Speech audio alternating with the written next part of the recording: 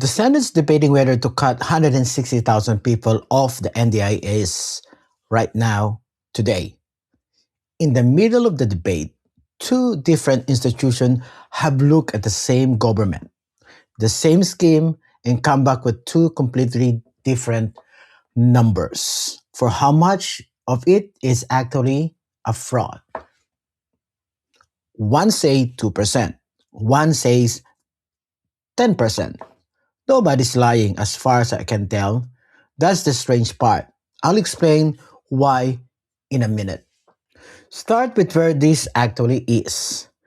The bill is called NDIS Amendment, Securing the NDIS for Future Generation Bill of 2026.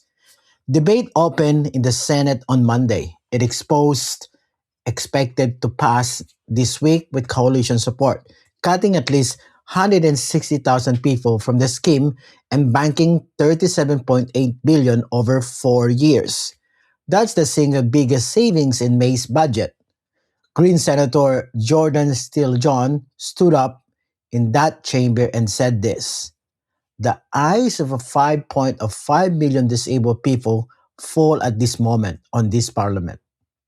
He told the government it was backing billionaires and gas company instead of disabled people. Then, direct to the chamber. Shame on you, you'll be condemned by history. That's one side of it. Here's the other side. Shadow Health Minister Anne Ruston also in the floor, laying out why the coalition is backing this anyway. The scheme was meant to support 410,000 people. It's now support 782,000 people, nearly double. It was cost at 13.6 billion. It's over 50 billion this year. And this is the government third attempt slowing that down.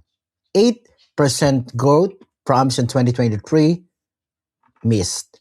5 to 6% promised in January, miss again. Growth is still sitting near at 11. Now, they're promising 2. I'm not going to tell you Ruston right and Steele John's wrong or the other way around. Both those things are true at the same time.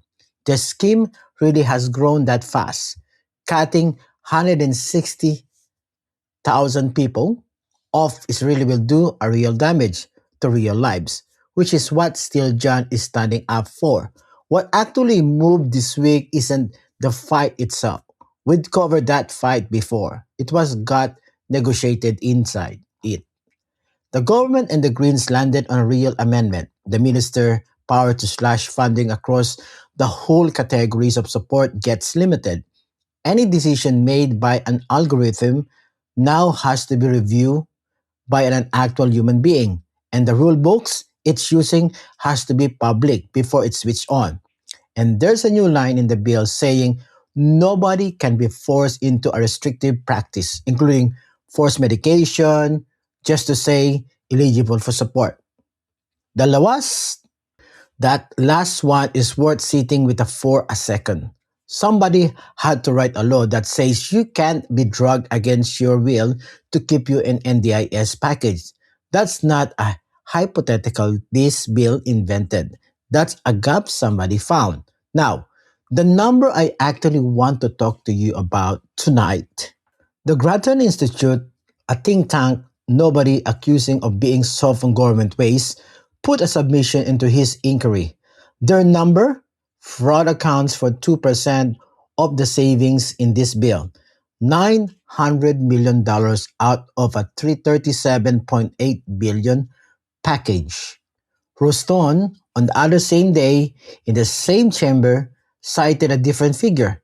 The audit office, she said, put non-compliant or fraudulent payments up to 10%, $5 billion a year on today's spending. Here's the honest answers to why those don't match. They're not measuring the same thing. Grattan number is fraud specifically. Inside this, one bill's projected savings. The audit figure Ruston quoting is much broader compliance estimate. built off an earlier small year of spending.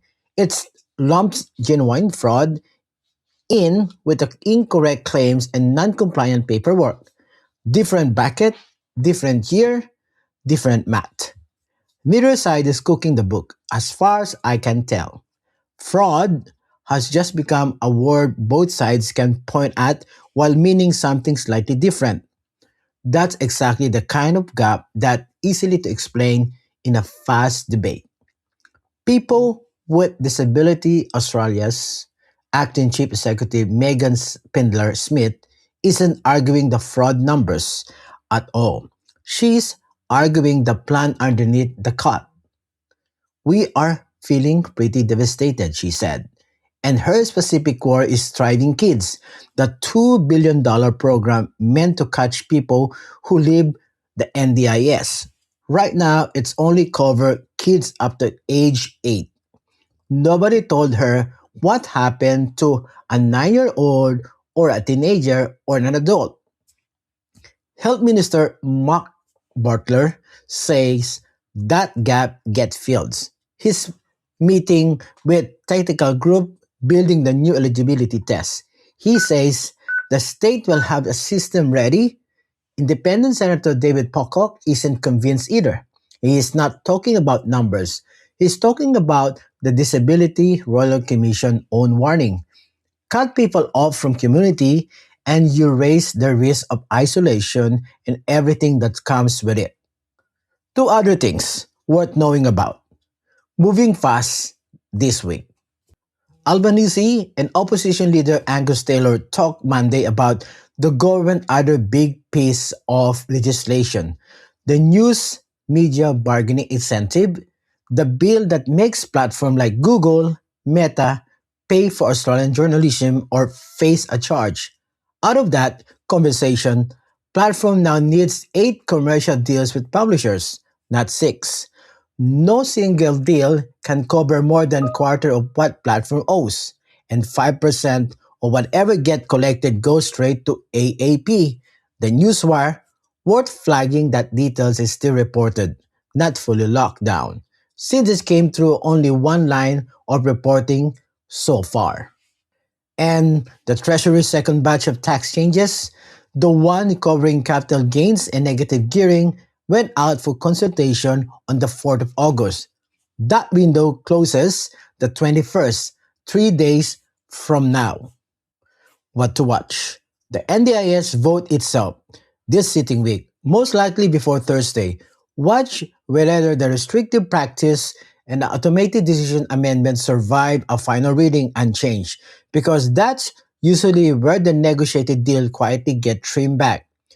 Watch the tax consultation closing on the 21st, whether the government moves straight from consultation to introducing the bill or sit on it. And also watch whether anyone in the parliament actually reconciled Grattan number against the audit office number. So far, nobody had to. That's where it sits tonight. A bill that's about to pass, real safeguard bolted into it at the last minute, and a fraud number that depends entirely on who's saying it. I'll be back with what actually happened when the vote lands. This is Miko Santos, and welcome to Inside OSPO.